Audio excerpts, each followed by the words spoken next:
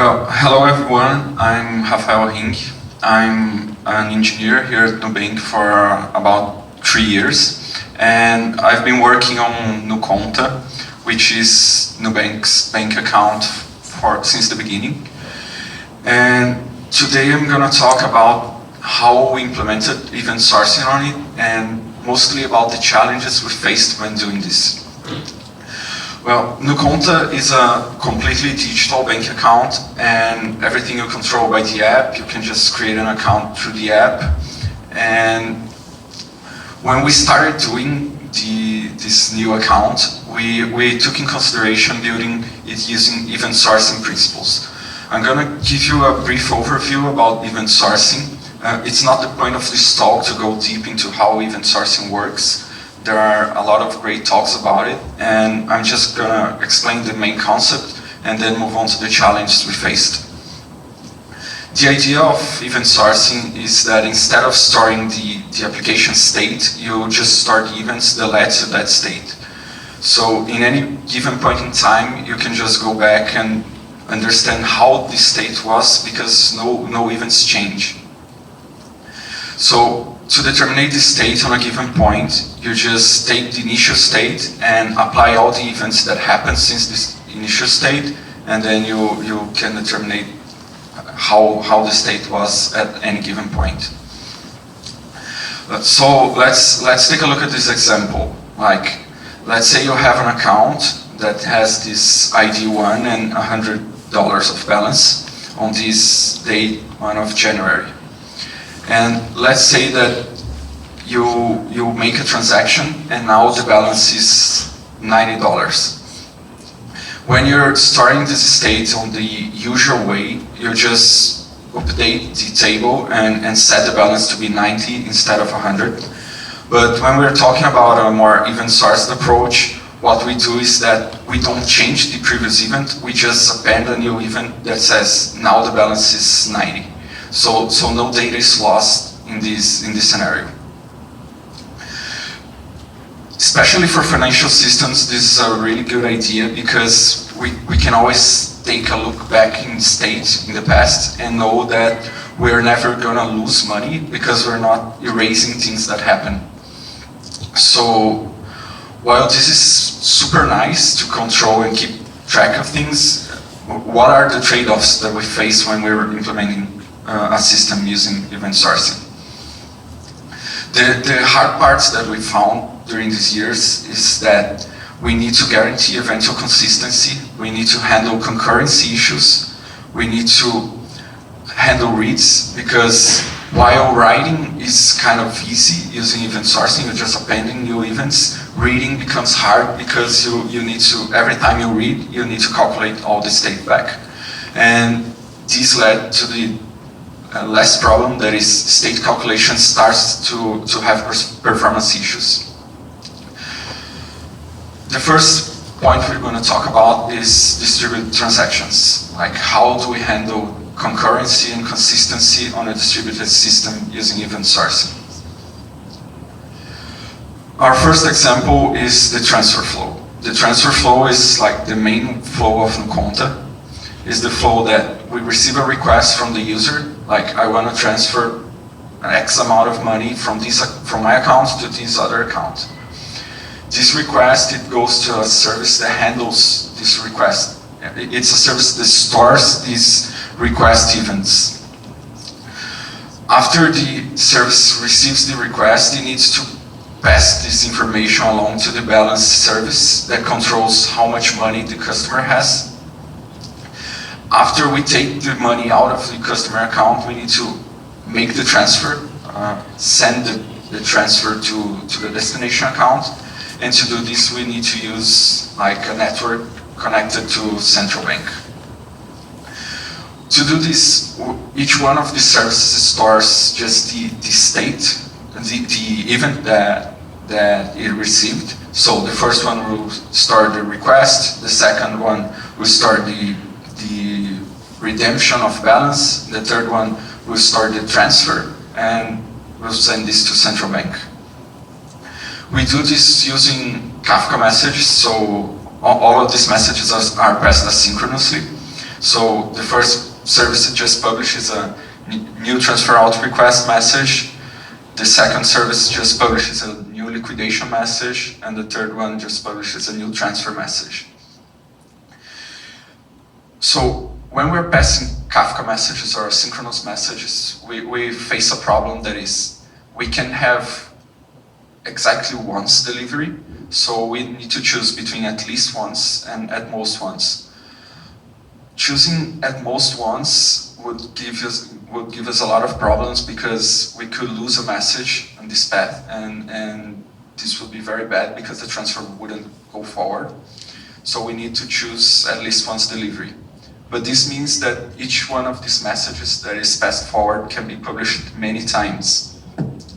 And what this also means is that then all of our services need to be idempotent, which means if it receives the same message twice, it would produce the same side effects twice, but will not change the state twice. So how do we handle this idempotency using event sourcing? For us, it becomes a lot easier, because we have like basically two entities. The request, which is a transfer out request, which has an ID, and we have a redemption, which indicates the withdrawal of money from the account. The event sourcing part of it is like the redemption is sourced by the previous event, or the transfer out request. So if you take a look here, we have a redemption source that just points to the previous entity, the entity that lives on the request service. And if we make this field, this source unique, we can guarantee that we will never store twice redemption for a single event, because the database will block us from doing this. So if every entity is immutable and refers to an event that happened, every entity will also have a source that leads to the event that caused the existence of this entity. So we can rely on uniqueness checks to avoid race conditions. The problem that comes with this is that as we're storing the events and passing messages forward, when we need to debug this flow, it gets very hard. It's very difficult to see what's the state, because it's not stored anywhere. So one thing that helps us is to have some kind of form of tracing. Like an example is Jaeger, which is a tool that helps with distributed tracing. You can also use a logging tool and correlate logs, but it is very difficult to debug a flow if you don't have any kind of tracing. Tracing is important in distributed systems in general, but our sensation is that when using event sourcing, it gets even more important.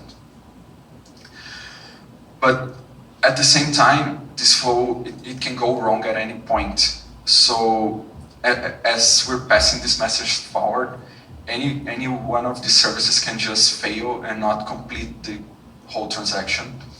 So let's say on an example that the central bank denied our transfer. It just, when the transfer service tried to execute the transfer was rejected. So what we need to do is propagate back the messages and to do a reversal of this transaction. Like we want to roll back the balance and put the balance back on the account of the customer. And the way we do this is the same way we pass the message forward. We just publish events back. Like here we have a transfer failed event that is produced by the transfer service. And the balance service knows that when it receives this message, it should put the money back on the account. And then after the money is put back on the account, the balance service will send a message back to the request service saying that the liquidation was failed, or the withdrawal money was failed, and then the request service knows that that request has failed and was rollbacked. So basically, we're propagating events forward and backwards depending on whether the flow is successful or not. There's actually a computer concept for this, which is choreographed sagas. So we can say like this transfer flow is a saga, and we can roll back it the same way we're making it happen. At the same time, displaying the data for this transfer flow would become very hard. Like, how do we tell the customer about this operation if it is split into multiple services and multiple entities? What we use to do this is create a backend for frontend, which is just a service that serves the data to the mobile app, and it is responsible for performing the same tracing that we do for debugging, but for displaying data to customers. So it just goes there to both the request services, the balance service, and the transfer service. It tries to get all the entities, and the way it does this is that it can get the requests from the request service, and then for each request it can go to the balance service and ask, do you have any kind of redemption belonging to the source, which is the entity on the original request? And then with the redemption on the balance service, it can just go back to the transfer service and ask, do you have any transfers for this redemption? So in the end, it becomes kind of a table that just by determining how each one of these entities is, we can determine the state of the operation.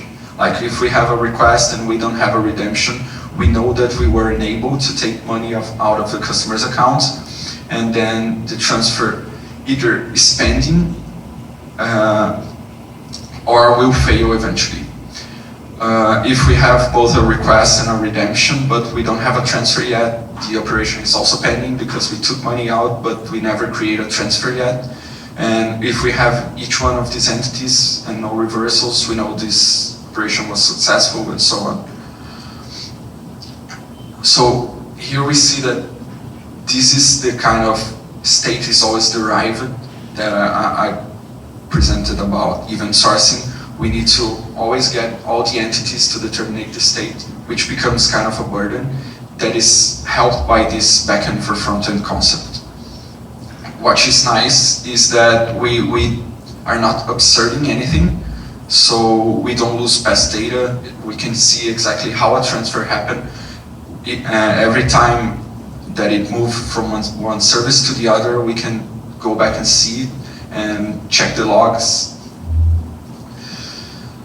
And then we have like the major problem that we faced, which was about the balance calculation. This refers to the state calculation performance issue. Like, first I'm going to talk about how did we implement a balance service using an event source approach. So the main concept is we just store deposits and redemptions. We assume that an account starts empty, and then we just add deposits and add redemptions to these deposits, which means take the money out of the account. And the balance itself is never stored. It is computed by getting from this zero start and reducing all events that happen ever since. And all events are immutable, which means that we can always get the balance at any point in time. We can go back to the past at the first day and take a look how the balance of this customer was at that date. The idea is like we have this deposit entity that just stores the date that a deposit happened, the amount of the deposit, and we just store. And this table on the right, it represents what's the state for a customer's account. Like it had a deposit of 50, a redemption of 20, a deposit of 1,000, a few other events, and then a deposit of 200. If we want to know what the balance was at the start of at the first event of this account, like we can just get all the events that happened, which is only this single $50 deposit, and just sum it up. So the balance of a customer at this date, at this point in time, was $50. If we want to know the balance of a customer at that date, 20th of February, we can just get this $50 deposit, the $20 redemption, and a $1,000 deposit, just sum this up and we have the balance of the customer. But the problem is, this is really easy to do when the customer has only a few events, but when customers have thousands and thousands of deposits and redemptions, this calculation starts to get slow. So imagine having to sum all of these, and at the same time, like as our bank account has interest, it yields money from one day to another, so we need to calculate how much money yielded from one day to another. And our idea to solve this was to implement a cache, which usually is a bad thing, but the way we did it helped us a lot. When we decided that we wanted to do a cache solution, we first thought, like, the most important thing is we never show a stale balance to the customer, because the worst experience possible would be for the customer to open its app and see a balance that isn't real. And we need the cache to be extremely reliable. We can just go there, get it, and it should be right. And we thought that Datomic may help us with these requirements. And so instead of using a third-party database to do caching, we just use Datomic as well as the entities. So we just created a balanced cache structure that is a simple structure, a simple entity, just like every other on the service. It stores the balance that was available at that moment. It stores the account from which this balance belongs and the date of this balance. And it also may have an invalidated at field, which indicates that this cache is not valid anymore. So what we do is, every write on this balance service, every time you create a deposit, every time you create a redemption, we write a new cache entry. And the cache writes should always be transactional along with the data, so we don't have the risk of writing something to the database, like creating a new deposit, but never creating a cache for it. And then when we try to get the latest cache, it will be stale. And what this means is that reading the balance of a customer should become just a lookup on the latest cache and then accruing it to the current day. And by accruing, I mean the latest cache will be created on the latest write, which may be 4 or 5 days ago, and we need to correct this balance with the interest of yielding through these 5 days. Saving the cache on the same database, I mean, using Datomic to do this guarantees us a lot of safety, because we can update the cache at the same time that we're updating the deposits or redemption. So we can do all of this on a single transaction. If we were to use two different databases, like Redis to cache, we would have consistency problems, because one of the writes could fail, and guaranteeing transaction integrity between two databases would be harder. So basically the idea of a transaction on the cache will be to save the new deposit, update the cache with this new balance, invalidate all the caches that are not valid anymore, which can be previous caches for the same date, and also caches that are on the future. Like, we can have a cache for a date that is after today, but it will be stale if we create an entry for today. And we need to ensure that the cache that we use to perform all this calculation and used at the start of the transaction is still valid, because another transaction may be happening at the same time and invalidating the cache that we used. So to save the new deposit, we just create the entity of the deposit and get it ready to transact.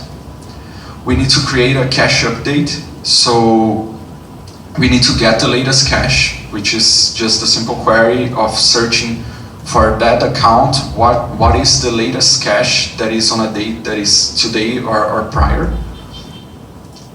We need to update this cache, which means getting this cache, if it was from a few days ago, we need to add interest to it and calculate the new balance, which should be a cheap computation because it's just accruing the deposit for a few days. And we need to invalidate all these caches at the same time. So all the caches that are prior to this one for this date are after the date of today. So we do this other check also that the cache should also be valid. The cache that we used when we started the transaction, the cache that we accrued the interest, the cache that we did all this calculation on top should also be valid while we're still transacting. So basically we have two checks that happen before the transaction, but also inside the transaction, which is the ensuring that the cache is valid and invalidating caches, which mean at the moment of the transaction, we generate all the data that invalidates the required caches, and we add this new data, which is the new cache and the new deposit. So, given that all of this is working, to read the balance, we just need to get this same function that we use to get the latest cache to perform the operation. We just use it and read the latest cache that the customer have, and then we get the data and accrue to today, and we get the customer's balance. So, given all of these problems, the eventual consistency is something that we need to take care of using idempotency patterns, as showed. Like having a unique source helps us a lot with this. Use distributed tracing to understand how this transaction is at what point it is in time, and ensuring that the system knows how to roll back a transaction, a bad transaction, is very important. And in some scenarios, it becomes hard to just roll back and revert the original transaction, but we need to make sure that we always have like the mirror transaction that reverts the state back to what it was before. Reads are probably the biggest pain point of all of this, and not having a backend for frontend would be very, very hard to display data on an application, because either the customer's app will need to understand how to get all this data and all these entities and how to determine the state. And another important trick that we sometimes need to use is like when the customer is making a transfer, we know that it's an asynchronous flow, but at the same time the customer has the perception that the transfer happens in real time. And so it would become weird for it to just open the app and not see the money getting out of the account, because that's possible. We can just create a request and the money didn't get out of the account yet. This can take a few seconds, and the customer would just think that the operation didn't work. So in this scenario, what we usually do is we can just use the backend for frontend to poll these entities. So it just tries to get a request from the request service and then tries to hit the balance service to see if the money was already out of the account. And if it was out of the account, we can just return to the customer, oh, everything is right, and he would see on the app like the balance going down. And if we can poll and the polling times out, we just need to say like, we don't know what's the state of your transfer yet, but we accepted it and it's gonna happen.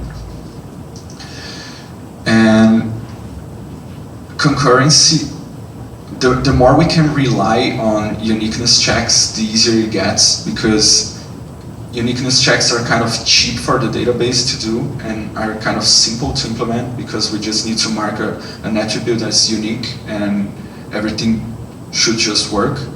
And having this uniqueness attribute will help to have idempotent services, because every service can just rely on this mechanism to go forward. And the more event sourced you go, the more you can use uniqueness checks, because every entity should have a source, and this source should always be unique. And then you can guarantee this idempotency. And the state calculation performance, while it is an issue, we can always build a cache when it becomes a burden. But this is something that was kind of surprising for us, because when we started building the account, we were like 100% sure that we wouldn't last a year without building caches. And like the same way as the transfer flow and the balance, all of our data is based on events. So when the customer tries to see the list of transactions it did, we're actually doing a lot of requests and getting events from lots of services. And this is something like we were 100% sure that this wouldn't work, this wouldn't scale. And if we had like thousands, millions of customers, it would get really, really slow.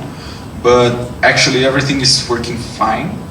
The only flow that we felt like the calculation of the state is a burden was actually the balance one. So that was the only point that we needed to build a cache. So I would say like just implement the flow and see how it goes, and eventually if you feel like it is too slow, a cache is a solution, but probably you won't need a cache for a long time. And that's basically the main idea of this talk, was to expose a few of these challenges and our solution for them. And while it feels like event sourcing can be a bit of a burden, the benefits for us were totally better than the problems. Like every one of these problems, they're not kind of impossible to solve, and they are totally better than not having the benefits of event sourcing. And it was also a very nice experience to see how this approach that we never saw it scale before is scaled with us like to millions of customers, and it's working really fine. Like every new flow, every new feature that we're still creating, we're still using event source principles, and everything just is nicer to have this kind of control and immutability and guarantee that everything is there, the data is never lost, we can always republish something that went bad, we can always recompute state back, and that's basically it. If you have any questions, if you have any doubts, feel free to reach me, and thank you.